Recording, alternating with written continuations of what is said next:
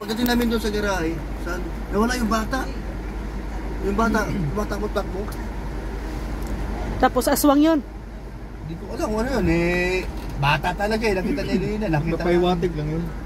Hindi, yung lugar na maraming talagang lumalabas doon kasi tahimik ko. Oh, ayun ako. Marky pa.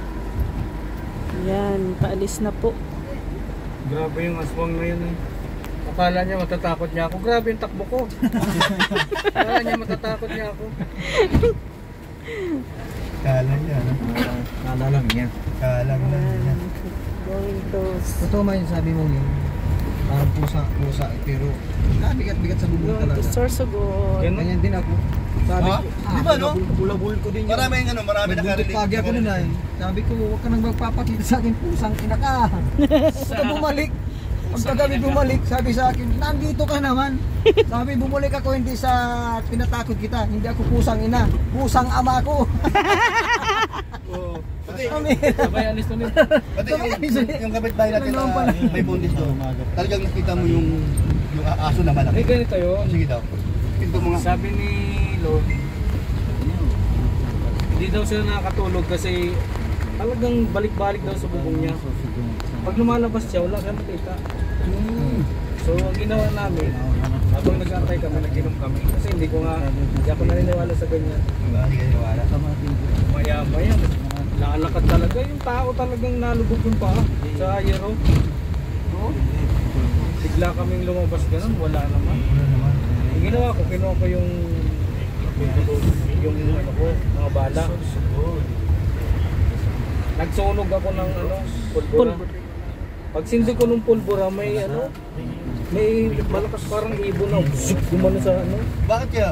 gumano yung mga puno doon sa likod. Takot doon sa amoy ng pulbura. Tapos biglang may aso na malaki doon. Sa likod namin na hindi namin kilala. Sa likod bahay yun. Oo. Dito sa likod bahay ko rin. Hindi, Oh. dito banda rito. Sa may JD. Sa may doon kay Kapromdi? Oo, doon. Biglang pumasok siya pag ang laki ng aso. Ano reaction nyo? Ha? Takot? Yan na yun, sabi ko yan na yun. Yun na yung aswang. Oo. Sayang, kung nahuli nyo sana, viral kayo dun. Oo, kaya nga. Ay, di ka kumuha ng ano? Di ka naghanda ng cellphone para makita agad sa vlog mo? Hindi mo na yung vlog? Biglaan daw eh. Kala nga niya, kaya niya akong takutin. Ay, grabe yung takbo ko. Punta sa inyo, nagbuka ka ng bala. Tapos doon ko ay nagbuka ng bala, sinulog mo. Siya naman tumakbo.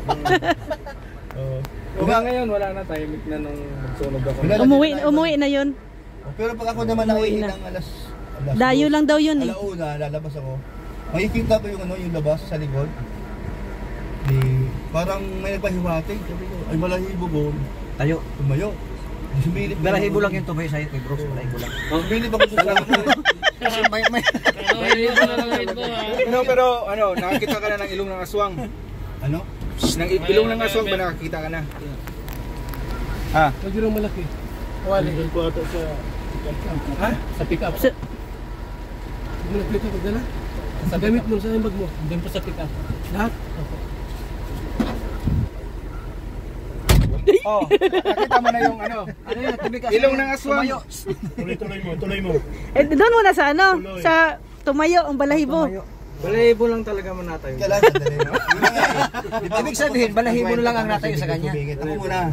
Sige. Tumayo balahibo ko. Oh. Sinilip ko ngayon doon sa labas. Abay, akalain mo yung nakita kong tumayo.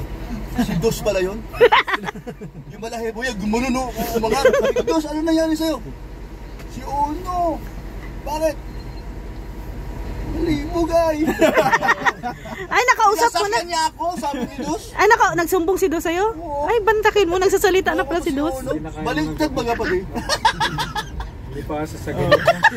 Nakita mo din pala yun. Nakita ko yun ay. Nakita, di ba? Oo. Sabi sa'yo, totoo eh. Baliktad na ngayon yung babae ng Loko to si Uno. Babae man yung si Uno. Oo. Sabi ni Dos, siniklamo. Kaya pala ang balahibo tumayo dahil tumayo ni balahibo yan kasi baliktad na nangyari. Ayan ba yan? Nagsasalita ng aso. Ihanip ka, Kuya Brooks. Pagsakay ni Dos. Pagsakay ni Dos. Tapos pagsakay ni Uno. Tapos yung ilong ni Dos, alam mo ba kung paano, yung lumaki? Ganito. Natitira mo ako dun ha. Gano'n. May tinamaan. Tinamaan si Kuya Brooks. Long. Wag nang isama ang ilong. Hindi yung kailangan kasi ganito yun. Ang matangkad si Dos, Oh. kasa kay Ono. Isa ba, sa totoo lang, may pinagmanahan din si Ono. Ang paa niya, kasi paa nito laki. May Dali na. May damay na ito. Kasi liit ang paa nito. Si Ono.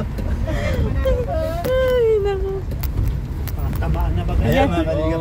Yan lang po, habang nagtatrabaho, nagbabiyahe. Bahay namin. Talaga naman totoo po yun. Nagbabiyahe, good vibes lang tayo. Good vibes. Kaya, pero siguro naman, yung aswang yun, na babalik pa din. Kasi Naglalaro. nagsunog na ng pulbura. Ang baho ng pulbura pa din. Kaya, na ano na yun, nadala na yun, ano? Warning na pati sa kanya yun. O kasi kasunod yun, nangyari siya. Tama na Ang galing mo po naman na tumira ng ano, yung malayuan. Sa pool yan. Lalo lang, wala yung isa na malayo din yun. Oo. Sa pool din yan. Ayan, no? Ayan. Sige nga, kalingap. Salamat. Pero yung mas malayo daw, yung ganyan, no? Oo. Ayan, thank you. Ayan, papunta na po kami sa Isip. amin pupuntahan. Doon sa Giaban.